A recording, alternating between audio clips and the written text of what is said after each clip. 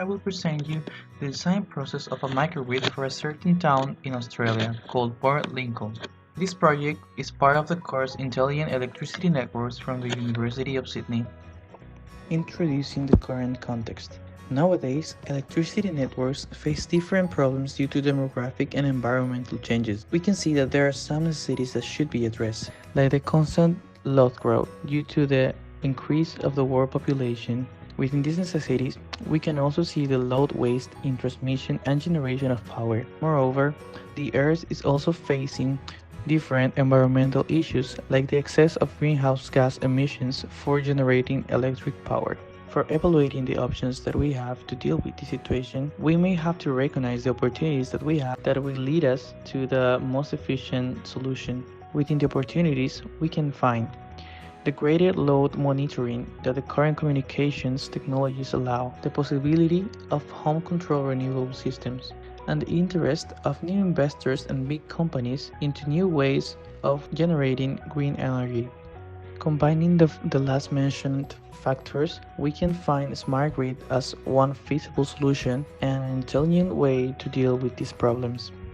Smart grids are electrical grids which include different renewable energy resources and smart systems in order to control their production and distribution of electricity within their network. The use of smart grids can help users in many different aspects, like energy conservation, to enhance energy supply duration, reduction of fees by optimizing the use of power, the use of renewable resources, reducing the greenhouse gas emissions. Smart grids also give you the possibility for independent energy sustainability. In this video, we will focus on the design process of a smart grid. First, an analysis of a selected area should be done. After this, we should be able to design a brief layout of the microgrid, positioning the critical nodes and the possible loads. We can also designate the possible renewable energy systems that may be on the grid, though in some cases the optimization may suggest not to use some of these energy systems. After designing the layout of the microgrid, we should develop a mathematical model so that we can express on a function the total daily cost of the microgrid. A mathematical model for the physical constraints of the microgrid should be done too. After defining all the mathematical expressions, a model justification should be done. This means doing the research and analysis for all the parameters needed. First, we shall designate the daily profiles of power loads and also the weather forecast data so that we can estimate the power load output of the renewable energy systems. Moreover, we should designate economic parameters for the technologies chosen. This would fit the mathematical expression for the total daily cost of the microgrid. The last step for designing a microgrid should be the model optimization. For this, we should put all the equations and inequations in matrices on MATLAB and run the optimization program. The results will estimate the most profitable option. Though, in some cases, we can also put other aims like the most environmentally friendly option, or a combination of both. With the results from the optimization program, we can also calculate the economic savings of the microgrid. For this project, we will design a microgrid for Port Lincoln, located in South Australia. According to a research article made by the Central Queensland University of Australia, Port Lincoln is a suitable place for wind and solar energy. Port Lincoln also has an industrial fishing activity, and will experiment a products manufacturing development in the next years. Microgrid layout.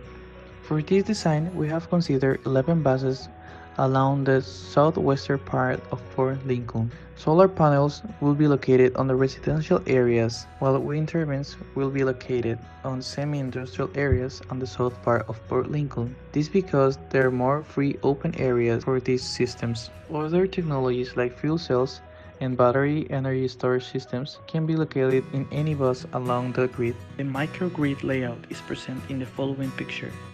In the mathematical model, the following components are considered. Apart from the previous systems, we will now consider the load curtailment and the income or cost of the grid trading. The objective function is the mathematical expression that we're trying to reduce with the optimization program. All the costs and incomes are evaluated in a period of 24 hours. For example, the increment in the number of solar panels will increment the cost of having this technology, but will lower the magnitude of the power needed to be bought from the main grid, and at the same time will increment the amount of power load that can be sold to the main grid. Other important variables of the objective function represent the presence of energy generated locally in the main grid by fuel cells. Within the costs of these systems, the cost of the use of the fuel for the cells is considered and is proportional with the amount of power provided into the grid. This power is more likely to be used to avoid buying energy from the main grid. We have to consider its limitations and the physical principles that rule the electric systems, so that it can be possible to implement the design in real life. The rest of the constraints for the optimization function are shown in the screen. These mostly include the constraint from the number and the maximum power of each system. Specification, data and parameters research. Different daily load demand profiles are used from previous studies, and by using demographic data, the total power demand profiles are calculated. This type of loads will be distributed in the network depending on the area. Weather data will be also needed to model the expression of the power output of solar panels and wind turbines. Optimization of the model. We'll use a mixed integer linear optimization algorithm to try to minimize the objective function and estimate the optimal numbers of the system and the physical variables. As we can see in the graphic, the optimal solution will be placed within the area restricted by the constraints. Here we can see what we will obtain after the optimization, a matrix which includes the magnitude of the variables that represent the optimal solution. Notice that almost all the variables change depending on the hour of the day, except by the number of systems for renewable energy chosen. We can study the responses of the system to different changes on the parameters, like the cost of the panels. Thank you for your attention.